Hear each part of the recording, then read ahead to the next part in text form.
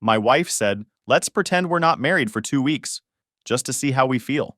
I said, if that's what you want. On day 3, she posted a photo cuddling another guy. I didn't text her, just changed the locks and tossed her stuff outside. She showed up crying. It was just a test. I said good. I passed. Hey everyone. Before we jump into today's video, I need your help. We've noticed the channel is losing some traction, and subscribing is one of the best ways you can support us. It's quick, free, and it helps us keep bringing you awesome content. Your support means the world. Let's keep this channel growing together. Thanks so much. Now let's start the video. Sup Reddit. My delusional wife thought I'd sit around while she played house with another dude. Let's pretend we're not married for a while. That's what she said. Like, how old is she? 10? So while she hooked up, I secured everything and served her with divorce papers. Here's how it went down. I, 32 male, met Ella, 30 female, when I was 27. We've been 3 years married, 5 years together total. I'm a certified welder pulling down 95K working industrial construction projects. She's a receptionist at some mid-size firm downtown, making about half that. The house we live in is mine. Bought it 2 years before we got married with money from my inheritance, and kept it titled solely in my name. We split household expenses roughly 70-30, since I make about double her salary. She contributed to groceries, utilities, and home improvements. But the mortgage was always mine. First 2 years of marriage were solid. Normal stuff. Figuring out whose turn to do dishes, arguing about the thermostat, planning vacations we couldn't quite afford yet. She wanted to go to Europe. I wanted to pay down the mortgage faster. Standard newlywed adjustment period. The house is a 1950s ranch I renovated myself, pulled permits, did most of the electrical and plumbing work on weekends, added a workshop in the garage, refinished the hardwood floors, updated the kitchen with granite countertops and stainless appliances, put about $40,000 and 2 years of sweat equity into it. Current value around $280,000 in a neighborhood that's been gentrifying fast. Things started shifting about 8 months ago when Ella reconnected with her college friend Ashley. Ashley had moved back to town after a messy divorce. No kids, collecting $2,500 a month in alimony from some tech guy who apparently cheated. She was living in a trendy downtown loft, hitting bars every weekend, posting Instagram stories about living your best life and not settling for less. My best friend Stefan immediately nicknamed her the life coach after meeting her once at a barbecue. Stefan has been my wingman since college. Software developer, brutally honest, zero patience for drama. Also happens to be hilarious in the darkest possible way. He took one look at Ashley's designer handbag and fake eyelashes and called it immediately. Ashley was 28, bleached blonde, one of those women who thinks having an opinion about everything makes her interesting. She always smiled a little too long at me, laughed too hard at my jokes. I chalked it up to extrovert energy back then.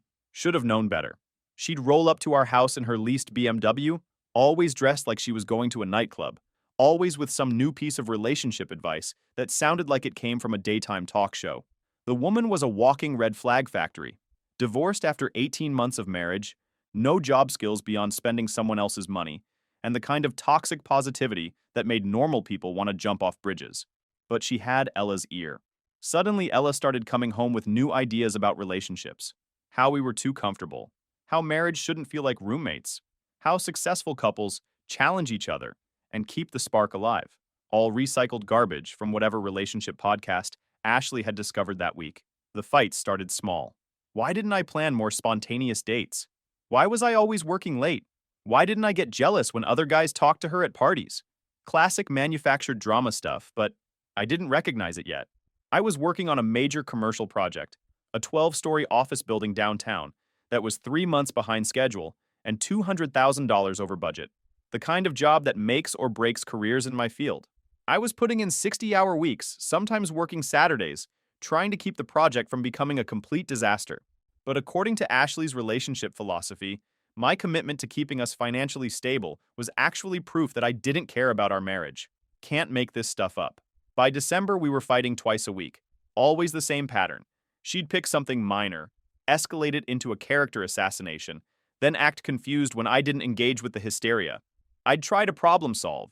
She'd accuse me of being emotionally unavailable. The Christmas fight was about the tree.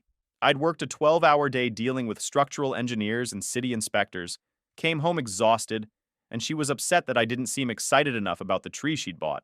Not that I didn't like it, that I didn't seem excited enough about it. Stefan summed it up perfectly. She's manufacturing problems because her divorced friend told her marriage should feel like a reality TV show. I started working later, partially because of the project deadline, mostly because home felt like walking through a minefield.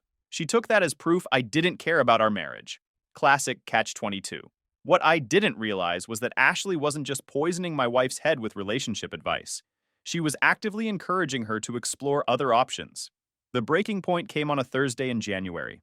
I got home around 7 p.m., not even that late, and found Ella sitting at our kitchen table looking like she'd been rehearsing something all day. She'd already had dinner without me, which was new. Used to be we'd wait for each other, even if it meant eating at 8 or 9 p.m. "We need to talk," she said. I grabbed some leftover Chinese food from the fridge and sat down. The sweet and sour pork was cold, but I was hungry enough not to care.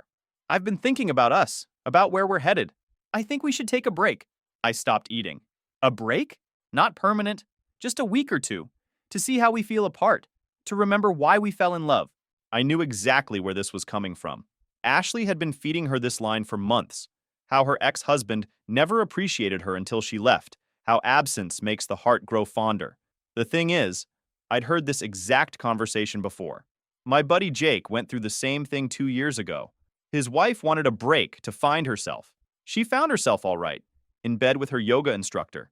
Cost him half his 401k and $1,800 a month in child support. "You want to separate?" I asked. "I want us to pretend we're not married for a little while. See if we miss each other. See if you'll actually fight for us." And there it was. The real agenda. This wasn't about taking space. It was about making me dance for her attention. Making me prove my love through panic and desperation. I looked at my wife of 3 years, sitting there with her rehearsed speech and her manipulation tactics from her train wreck friend, and something inside me just went cold. Instead of arguing or begging, I just shrugged. "Okay," I said. She blinked. "Okay? If that's what you want." The disappointment on her face was immediate. She'd expected me to argue, to beg, to make some grand gesture. Instead, I just nodded and went back to eating my leftover Chinese food like she'd asked me to pick up milk on the way home. That's when I knew our marriage was probably over. Not because of the break request, but because she was disappointed I didn't fight her on it. She wanted drama more than she wanted to fix anything.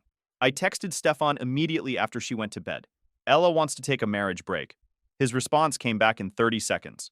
"LOL, let me guess. The life coach's idea? What's your move?" "Going to let her have her break. See what happens." Smart. Nothing says "I love you" like manufactured relationship tests. Turned out Stefan was optimistic about the timeline. We established the rules that night. 2 weeks of acting like we weren't married. She'd stay with Ashley. No contact except for house stuff or emergencies. We'd reassess after 14 days. She packed 2 suitcases the next morning, mostly her work clothes and enough casual stuff for 2 weeks. I helped her load them into her Honda Civic and watched her drive away. The house felt different immediately. Quieter, but not in a bad way. I could watch ESPN without commentary about toxic masculinity. Could eat cereal for dinner without analyzing the deeper meaning of my nutritional choices. For the first time in months, I actually relaxed in my own living room. That first night, I ordered a large pizza, cracked open a Coke, and watched the entire Predator trilogy without anyone explaining why action movies perpetuate harmful stereotypes. It was glorious. Stefan came over that first weekend with takeout from this Thai place we'd been going to since college. He brought his laptop and we spent 3 hours setting up a fantasy football league for next season, something I hadn't had time to think about in months. "So how's the single life treating you?" he asked. "Pretty good, actually. Watched 3 hours of football yesterday without anyone explaining why sports are a symptom of male emotional repression." Stefan nearly choked on his pad thai. She actually said that. Among other things, apparently my interest in the Cowboys' playoff run was preventing me from processing my feelings in a healthy way. That weekend I did something I hadn't done in years. I went through our finances with a fine-tooth comb. Joint checking account, savings, both our credit cards, her student loans I'd been helping pay off. I started documenting every shared asset and debt. We had about $35,000 in joint savings, another $15,000 in a joint checking account. Her student loan balance was still $28,000 for a marketing degree that got her a $45,000 job answering phones and scheduling appointments. I'd been throwing an extra $400 a month at it for the past 2 years, trying to get it paid off faster. I also documented the house improvements we'd made together. She'd contributed about $8,000 toward materials and appliances over 3 years, mostly for the kitchen renovation. I'd done all the labor myself, plus put in another $32,000 of my own money. Monday morning, I called Dave, not to file anything yet, just to understand my options. Dave walked me through Texas divorce law, asset division, what I could expect if things went south. The good news was that the house would stay mine since it was separate property acquired before marriage. The improvements were trickier, but since I'd done all the work and contributed most of the money, I'd likely keep most of the value.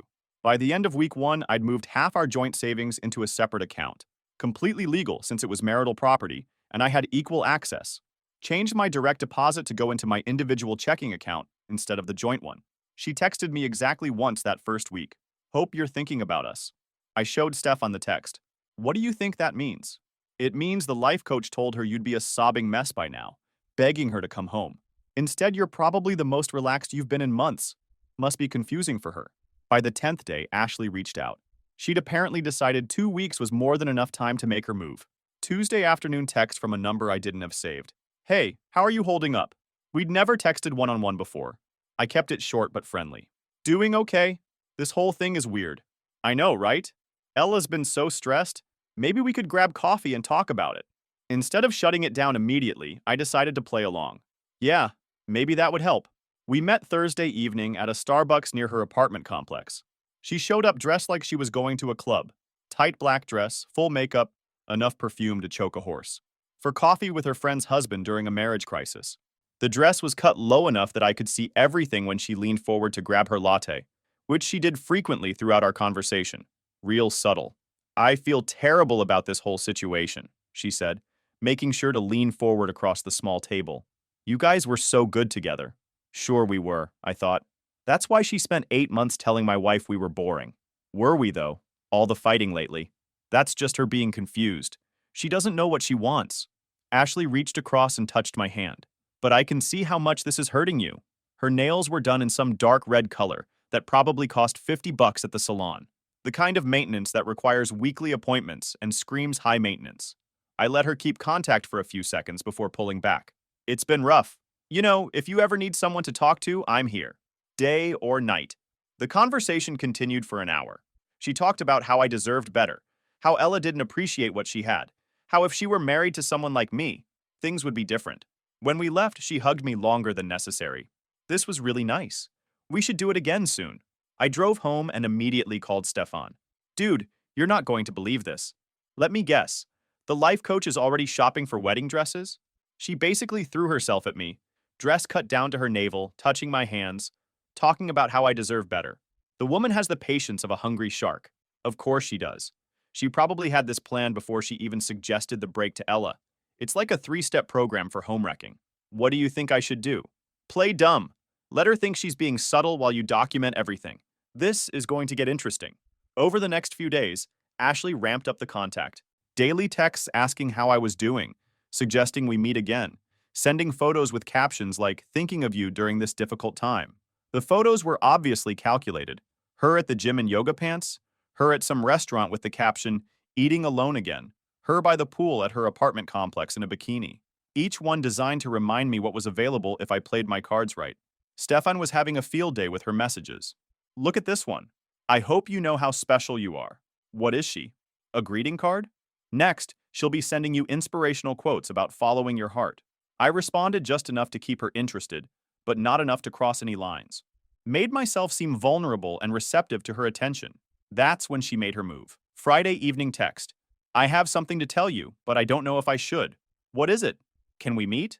This isn't something for text. We met at the same place. She looked nervous, kept checking her phone like she was expecting someone to call. I feel terrible about this, but I think you deserve to know. She took a deep breath, like she was about to deliver devastating news. Ella's been seeing someone. I let the appropriate level of shock show on my face. What? His name is Scott. She met him at some work conference last month. I've been watching them together, and it's not innocent. Scott, according to Ashley, was a marketing director from Austin. Mid-30s, divorced, drives a BMW, works for some tech company. The kind of guy who probably has a LinkedIn photo of himself pointing at a whiteboard. You're sure? I saw them at dinner last night. Very cozy. And she's been lying about where she goes when she leaves my apartment. Ashley reached across and took my hand. I'm so sorry. I know this hurts, but you needed to know. The message was clear. I had 2 options. Fight for a cheating wife or upgrade to her loyal friend who'd never betray me like this. What a coincidence. I played the devastated husband perfectly. I can't believe she'd do this. You don't deserve this. You deserve someone who values you. I went home that night and did something I should have done weeks ago. I checked our shared devices and accounts. Ella had left her iPad at home when she moved out, still logged into her iCloud account, password saved from when I'd helped her set it up months ago. Her text messages synced automatically to all her devices. What I found was 3 weeks of conversations with Scott, starting innocent enough, work talk, industry gossip, complaints about a client who couldn't make up his mind about branding colors. But by the second week, it had turned personal. Complaints about our marriage, how she felt unappreciated, how talking to him reminded her what it felt like to be desired. The recent messages were explicit, plans to meet, discussions about their connection, photos I definitely didn't want to see. The timestamps showed she'd been texting him during our break, including right after she'd sent me that message about thinking about us. I screenshot everything and backed it up to my personal cloud storage. 47 messages over 3 weeks, including a dozen photos and several voice messages I didn't have the stomach to listen to. Then I checked our joint credit card statements online. 3 expensive dinners at restaurants across town in the past week. Places I'd never heard of with names like Meridian and the Capitol Grill. A hotel charge from 2 nights ago. The Omni downtown. $280 for one night. All on dates when she'd told Ashley she was going to Target or meeting work friends. The hotel charge was the smoking gun. She'd used our joint visa to pay for a room where she was hooking up with another guy while asking me to wait for her like some kind of backup plan. I called Stefan. I found it. She's been hooking up with some guy from Austin. No way. Credit card receipts, hotel charges, 3 weeks of text messages planning their hookups. It's all here. Damn. So she convinced your wife to take a break so she could cheat, then came running to you with the information like some loyal friend. That's some next-level manipulation right there. Stefan was at his computer, probably debugging code for his latest project. Guy worked weird hours, sometimes coding until 3 a.m., then sleeping until noon. The benefits of being good enough at your job that nobody cared when you showed up, as long as the work got done. What do you think her endgame is? She's betting you'll be so grateful for her loyalty and so hurt by Ella's betrayal that you'll fall right into her arms. Classic rebound strategy. She destroys your marriage, then offers herself as the upgrade. Well, she's about to find out how that works out for her. I called Dave first thing Monday morning. I have evidence of adultery, text messages, hotel charges, restaurant receipts. Good. Bring everything to my office. We'll prepare the papers. Dave reviewed the evidence for an hour, reading through the text messages with the detached professionalism of someone who'd seen this story 1,000 times before. The text messages were damning. The financial records supported the timeline, and everything was legally obtained. With this evidence, you're looking at keeping the house as separate property, 60 to 65% of joint assets, and no spousal support obligation, he said. She forfeited her rights when she committed adultery. How long to prepare everything? Give me 3 days. I want this airtight. Those 3 days were probably the strangest of my life. I went to work like nothing was happening, managing the construction project that was finally back on schedule and under budget. Came home to my quiet house, ordered takeout, watched TV without anyone critiquing my entertainment choices. Meanwhile, I kept up the devastated husband act with Ashley. Let her comfort me about the terrible news she'd delivered. Listen to her talk about what a terrible friend Ella had been to both of us. I can't believe she would do this to you, Ashley said during another coffee meeting, after everything you've done for her. Some people just don't appreciate what they have, I said, playing my part. Exactly. But maybe this is happening for a reason. Maybe you needed to see who she really was. She reached across the table and took my hand. And maybe I needed to see who you really are too. Stefan nearly choked when I told him about that conversation later. She actually said that with a straight face? Maybe I needed to see who you really are? What is this? A romantic comedy? Next, she'll be talking about destiny and soulmates. Thursday morning, I served Ella with divorce papers at her office. Professional process server, completely by the book. The papers included selected text message excerpts and financial records showing the affair. Her call came within an hour. What the hell is this? Divorce papers.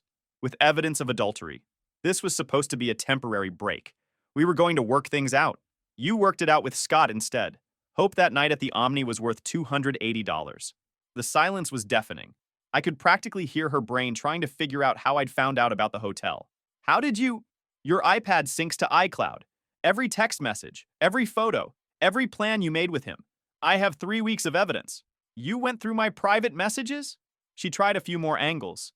The break gave her permission. She was confused. She never meant for it to go this far. None of it mattered. This is insane. It was just texting. The hotel receipt says otherwise. So do the restaurant charges. Another long silence. You can't just end our marriage over this. I'm not ending our marriage. You did that when you started hooking up with Scott while asking me to wait for you like some kind of backup plan. But her next response really showed her true colors. Instead of apologizing or showing any remorse, she went full nuclear. You know what? I'm glad I did it. Scott actually cares about me. He doesn't just grunt at me when he gets home from work. He takes me places and buys me things and makes me feel special.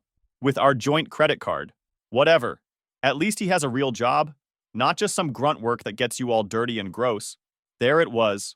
3 years of marriage and she drops the mask completely. Suddenly, my welding career that paid for everything was just grunt work. The same job that bought her car, paid for her vacations, and kept her student loans current. A grunt who makes twice what you make answering phones. For now. Scott's already talking about getting me a better position at his company. In Austin. Where people actually have ambition. Good luck with that. Hope Scott knows what he's signing up for. He appreciates me. Unlike you. He appreciates having his hotel bills paid by someone else's husband. Real romantic. She hung up on me. Stefan was dying when I told him about the conversation. She actually called welding grunt work? The same welding that's been paying her bills for 3 years? And now she's planning to move to Austin with this guy? That woman has completely lost her mind. The divorce process took 4 months. Ella tried every angle. The break gave her permission. The emotional affair wasn't physical until the hotel receipts proved otherwise and her mouth slipped. She was confused and manipulated. None of it stuck. Her lawyer was some woman who specialized in women's rights in divorce proceedings. Didn't matter. Evidence is evidence and Texas law is clear about adultery. But Ella's true nature came out during the proceedings. Instead of showing any remorse or trying to negotiate fairly, she demanded half of everything, including the house.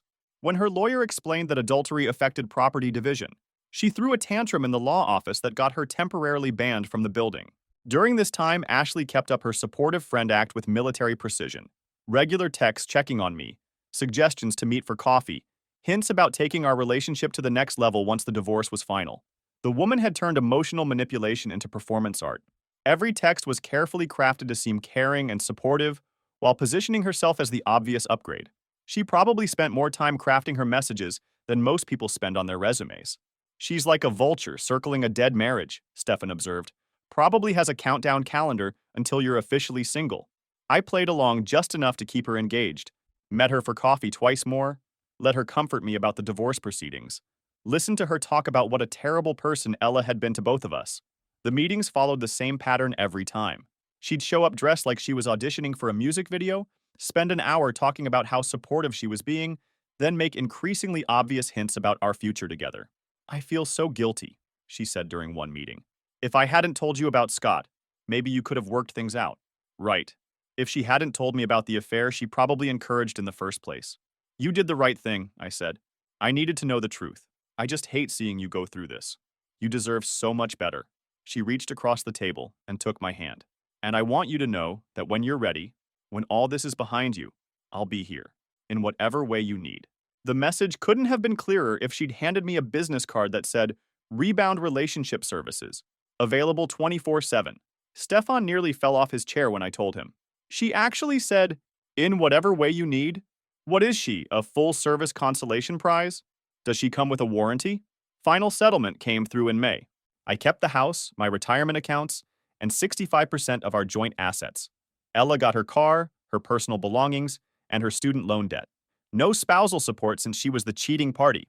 The house alone was worth $280,000, minus the $180,000 mortgage balance. With the improvements I'd made, I had about $100,000 in equity that stayed mine, plus another $32,000 from our joint savings and investments. She walked away with maybe $18,000 and a Honda Civic with 90,000 miles on it. But even then, she couldn't accept responsibility. During the final settlement meeting, she actually had the nerve to complain that the division was unfair and that I was punishing her for following her heart. Following your heart? I said. You used our joint credit card to pay for hotel rooms with another guy. Scott and I have a real connection. Something you'd never understand. I understand it cost us $280 plus dinner at 3 different restaurants. Her lawyer actually had to physically restrain her from lunging across the conference table. The woman had completely lost it. That's what happens when you try to have your cake and eat it too, Stefan said. The day the divorce was finalized, Ashley invited me to celebrate at an upscale restaurant downtown. She'd picked the place, Meridian, one of those spots where the appetizers cost $30 and the waiters treat you like you're interrupting their real career in theater. She hesitated when I suggested the place, probably wondering why I suddenly wanted to wine and dine, but her ambition overrode her instincts. She showed up in a dress that probably cost more than my car payment, clearly expecting this to be the night she finally cashed in on her investment in destroying my marriage. "I'm so proud of how you handled everything," she said, over appetizers that looked like modern art and tasted like disappointment. "You were so strong through the whole process. I had good support. I was happy to help. You deserve to know the truth." She reached across the table for my hand. "And now we can finally be honest about what's been building between us." I looked at her across the table, perfectly made up, designer dress, predatory smile that she probably practiced in the mirror, and felt nothing but disgust. "Ashley, there's something I need to tell you." "What is it?" "You destroyed my marriage." "What?" "No, I helped you see what Ella really was. You were trying to break us up so you could move in on me. You encouraged her to cheat, then came running to me with the information like some loyal friend." Ashley's face went pale under her foundation. For the first time since I'd known her, she looked genuinely surprised. "That's not... I would never..." "You absolutely would. And you did. You manipulated a woman into destroying her marriage because you wanted her husband. I cared about both of you. I was trying to protect you from getting hurt worse. You were protecting your own interests. You saw an opportunity and you took it." I stood up and dropped two 20s on the table. "The saddest part is that you actually think I'd want to be with someone capable of what you did. Where are you going? We haven't even had dinner." "I'm going home, alone, to my house that I kept because I was smart enough not to trust people like you." "What about us?" I looked down at her, still sitting there in her expensive dress, finally understanding that her elaborate manipulation had gotten her exactly nothing. "There is no us. There never was. You're a toxic person who destroys relationships for your own entertainment. But I helped you. I told you the truth about Ella. You told me the truth about an affair you encouraged her to have. You created the problem, then offered yourself as the solution. That's not help. That's sabotage with a marketing campaign. But I wasn't done yet. I had one more card to play. An hour earlier, I'd texted Ella, "Ashley wants to confess something about Scott. Said it's important and you need to hear it." She bit instantly. 10 minutes into dinner, she walked through the restaurant door, eyes already scanning for blood. "What's she doing here?" Ashley's voice went up an octave. "Ladies, you two have a lot to discuss. I'll leave you to it." I stood up and walked toward the exit, but not before calling Stefan. "Dude, you need to get down to Meridian Restaurant right now." "What's happening?" "The life coach is about to get a performance review from her former client." I could hear Ella's voice rising behind me. "You set me up with Scott?" "It wasn't like that. I was trying to help you. Help me. You destroyed my marriage so you could steal my husband." I made it to the parking lot just as things got really interesting. Through the restaurant windows, I could see both women standing now, gesturing wildly. Other diners were starting to stare, phones coming out to record the show. Stefan pulled up just as the real entertainment began. "Holy crap, they're going at it," he said, getting out of his truck. "This is better than pay-per-view." Ella's voice carried clearly through the glass. "You've been planning this for months. He doesn't even want you. He chose me. He just rejected you, you delusional psycho." That's when Ashley threw something. Looked like her water glass. It shattered against the wall behind Ella, who responded by grabbing Ashley's designer purse and dumping the contents all over the table. "Oh, this is getting good," Stefan said, already dialing 911. "Hello, police? I'd like to report a disturbance at Meridian Restaurant downtown." Through the window, we watched Ashley lunge across the table at Ella, who grabbed her by the hair. They both went down, taking half the table setting with them. Other patrons were scrambling away from their table as plates crashed to the floor. "Should we go help?" I asked. "Help? Dude, this is the best entertainment I've had all year. They're both getting exactly what they deserve." The restaurant manager appeared, trying to separate them, but Ashley shoved him away and went after Ella again. Ella responded by throwing what looked like a breadbasket that caught Ashley square in the face. By the time the police arrived 5 minutes later, both women were on the floor, hair disheveled, makeup smeared, screaming at each other while the restaurant staff tried to restore order. Several other diners were filming with their phones. Both officers looked at each other with the expression of people who dealt with this type of situation before. "Ladies, You're both under arrest for disturbing the peace and assault. Stefan and I watched from the parking lot as they cuffed both women and loaded them into separate patrol cars, still yelling at each other through the windows. They spent the night in county holding. Apparently, screaming in public and hurling dinnerware isn't covered by girl drama. That, Stefan said, was absolutely beautiful. I got a call the next morning from Ella, calling from the county jail. This is all your fault, she said immediately. How exactly is your bar fight with Ashley my fault? You set us up. You planned this. I told her the truth about what she did to our marriage.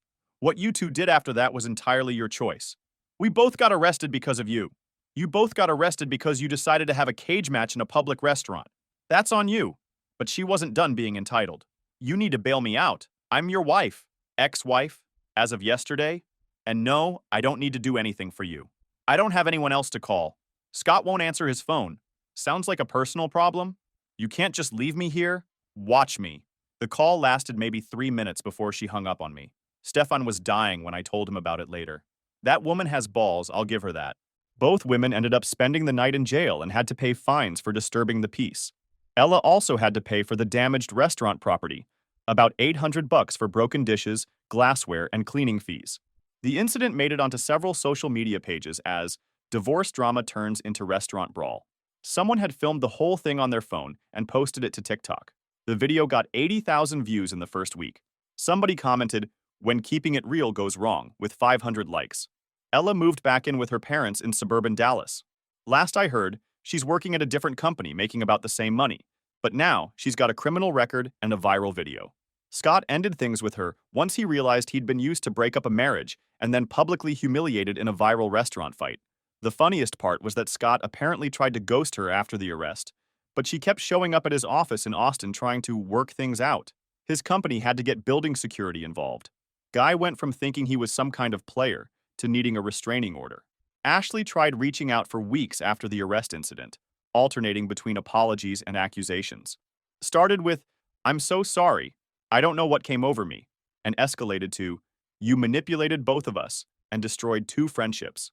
Finally blocked her number when she showed up at my house, uninvited one Saturday morning, demanding to know why I was punishing her for being a good friend. The house feels like home again. Got rid of all the decorative pillows that served no purpose, the scented candles that were never allowed to be lit, bought a proper sectional couch, a 65-inch TV for the living room, and turned the spare bedroom into a home office. Trash really does take itself out sometimes. Oh, and about that TikTok video? Someone made a remix version with sound effects and cartoon graphics that's even funnier than the original.